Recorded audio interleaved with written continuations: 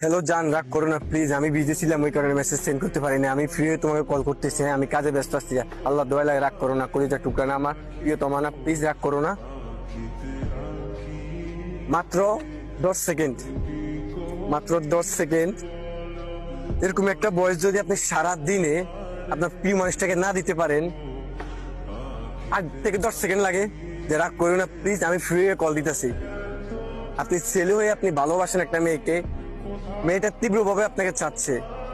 আপনি যদি সারাদিনে 10টা সেকেন্ড তার জন্য বাইর না করতে পারেন, আপনি কিন্তু তার জন্য সফলতার পিছনে দৌড়াইতেছেন।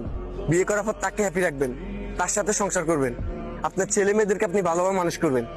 কিন্তু যে মানুষের দ্বারা আপনার সবকিছু হবে, যে মানুষকে আপনি নিয়ে সুখে থাকতে চাইবেন, যাকে আপনার দরকার, সেই মানুষটার জন্য যদি আপনার সারাদিনের 10টা সেকেন্ড যদি বাইর না করতে পারেন, আপনি ভালোবাসার দরকার নাই। আর তুমি যাকে ভালোবাসতেছো বোন, যদি